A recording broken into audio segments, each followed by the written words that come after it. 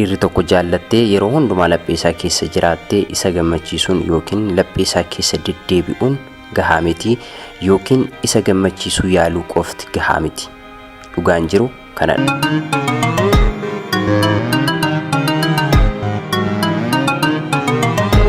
Wantoonni kun fedhii dhiiraa keessatti bu'aa guddaa qabu jedhamee kan beekamu keessaa isa tokko. Dhiirri tokko baay'ee adamsaadha. Adamsaadha yeroon isiniin jedhutti immoo waan tokko adamsee ari'ee dhama'ee wanta itti dhama'es tokko immoo firii isaa argachuuf kan dhimmudha. Kun amala dhiiraa keessaa isa beekamaa yookiin isa bu'uura akka ta'e bareechitee beekuudhaa qabda. Kana malees kan biroo hedduun jiru. Isaan keessaa qabxiinni jalqabaa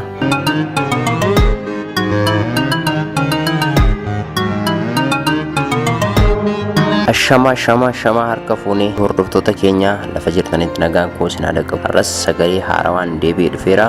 Egaa viidiyoon koo har'aa nu dhiira qormaata kan nutti baay'isu. Dhiira si jaallate du'ee haga biyyoo ta'utti lafa kanarraa godaanutti akka si hin irraanfanne kan ittiin gootu qabxiilee ta'an muraasa isinitti hima. Tarii kana yoo goote yeroo hundumaa utuu si yaadatuu akka jiraatu gochuu dandeessa. Kana jechuun immoo dhiironni yeroo si jaallatan yookiin dhiironni sitti dhiyaatanii gaaffii jaalalaa siif dhiyeessan yeroo hundumaa iccitii akka si yaadata taasisu jechuudha. Kanaan isinitti himu. Namoonni haaraa seentan chaanaalii kana sabiskiraayibii yoo gootan yeroo hundumaa viidiyoo gabaabaa viidiyoo kana fakkaatan isiniif dhiyeessina. Warri maatii taatanii jirtan immoo laayik sheer otoo hin godhin bira hin darbina. Egaa deebi'ee fiira kanaan isinitti dhiyaatanii fi kan isin jaallatan kan gaaffii jaalalaa isiniif dhiyeessu hunduu akka si yaaddatu deddeebi'ee akka sammuu isaa keessa jiraattu kan isa godhu keessaa qabxiilee inni calqabaa. Dhiirri tokko jaallattee yeroo hundumaa laphee isaa keessa jiraattee isa gammachiisuun yookiin laphee isaa keessa deddeebi'uun gahaa miti yookiin isa gammachiisuu yaaluu qofti gahaa miti. Dhugaan jiru kanadha jechaadha. Dhiirri yoomillee taanaan adamsaadha. Kun uumamumaan amala dhiiraati. Barbaadee dhama'ee argachuun. Kanaaf qabxiin inni jalqabaa akka salphaatti si argachuu hin qabu jechuudha. Akka salphaatti kan si argateef yookiin immoo si waliin shaayii dhugee taphatee yeroodhuma gabaabaa keessatti si fudhatee deemuu hin qabu jechaadha. Yeroo tokko yookiin yeroo lamaa ol si beellamee wal argina jedhee si beellamutti yeroo lama yeroo sadiif beellama kee haquu qabda. Daftee argachuu hin qabdu jechaadha. Dhiironni kamiyyuu si arguufis ta'e si affeeruuf yoo si beellaman akka salphaatti beellama sanarratti argamuudha hin qabdu. Baay'ee waliin haasoftanii walitti dhiyaattanii ta'uu danda'a. Garuu daftee guyyaa si beellamee fi saatii si beellametti dhiyaachuu hin qabdu. Shamarran tokko isin beellamee yoo turellee bilbiltanii kan yaadachiiftan yookiin ariifattanii isaaf dursitanii kan bilbiltan jirtu. Kun dhiibbaa guddaa qaba. Kanarra darbee teekstii inni siif barreessuu fi gaaffii inni siif dhiyeessu daftee deebisuudha hin qabdu. Isaan kun fedhii dhiironni qaban keessatti miina hedduu taphatu. Waan inni jedhe hundumaa ariitiidhaan goota taanaan sochii barbaaduusaa keessatti dhiibbaa guddaa qaba. Kanaaf akka salphaatti kan si argatu akka hin taane darbee akka si argatuuf beellama kee haqaarra teekstii fi waan kamiyyuu of eeggannoodhaan gochaarra akka tarkaanfattu. Akkuma dursee isinitti hime jaalala keessatti barbaadamuu kee yookiin jaallatamuu kee iskeeliisaa akka inni dabaludha. Dhiirri sun caalumatti si adamsuurrayyuu darbee akka si jaallatuu fi akka inni si ajaa'ibsiifatu taasisaa jechuudha. Egaa kun isa jalqabaati. Isa lammaffaa irratti kan ilaallu waanuma xiqqoon ajaa'ibsiifadhu. Waanuma xiqqoon ajaa'ibsiifadhu jechuun koo dhiirri uumamumaan jajamuu ajaa'ibsiifamuu kuni amala dhiirri jaallatu keessaa isa tokkodha. Dhiirri tokko jabaadhu nama isaan jedhu jaallata. Moor shamarraniin jechuun karaa shamarraniin dhiirri jabaadhu ati cimaadha ati goota jedhamnaan waan itti toluuf waan faarfamuu jaallatuuf kanaaf waanuma akkasiin xiqqeessii tiriit godhi. Waanuma sitti fakkaateen garmalee ho'istee samiidhaan hin ga'iiniiti. Kunis immoo yoo kana goote fedhii jaalalasaa ol butaa jechuudha. Waan akkasii baay'ee importantiidha jechuun barbaachisaadha. Waan xiqqoon ajaa'ibsiifachuu dhiirri ajaa'ibsiifamuu ni fedha.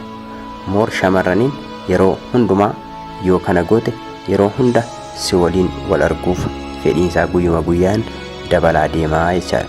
Lafa biraa deemuurra si bira dhufuuf yeroo inni ariifatu argitaa jechaadha.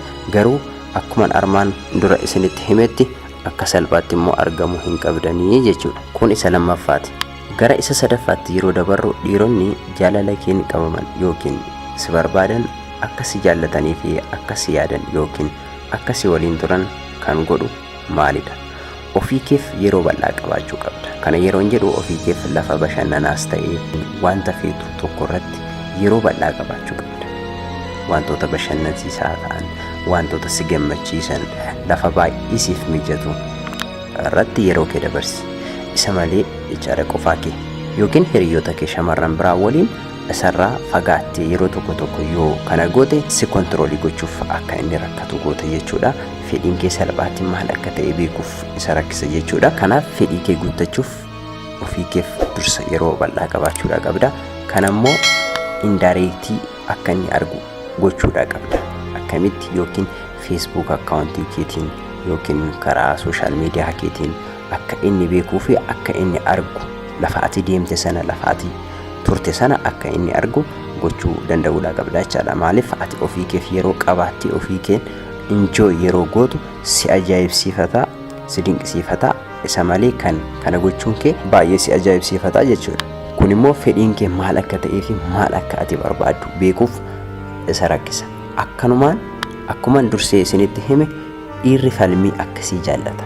Amala uumamaa waan ta'eef moor jaalala keessatti fedhii jaalala dhiiraa kan dabalan keessaa isa tokko. Caalumatti akka inni si yaaduu fi akka inni si jaallatu gochuu danda'a jechuudha. Arfaffaa irratti kan ilaallu akka tasaa namoota hedduu waliin ajjabamtee yookiin yeroo deemtu yookiin yeroo suura kaatutti suura kaatee akka inni argu godhu.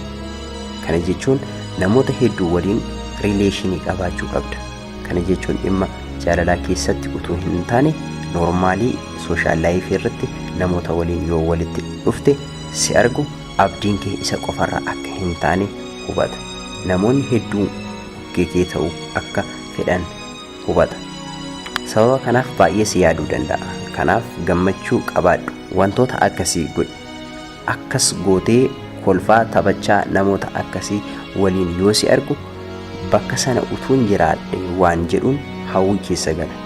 Caalumayyuu akka inni si jaallatuuf akka inni si ajaa'ibsiifatu taasisa jechuudha. Kanaafis al tokko tokkummaan namootaa waliin yeroo si argu namoota biraa jaallatamtuu fi namoonni hedduun akka si barbaadanitti hubata jechuudha. Kanammoo yeroo gootu karaa sooshaal miidiyaa keen akka inni argu gochuu qabda jechuudha. Inni kun isa arfaffaadha.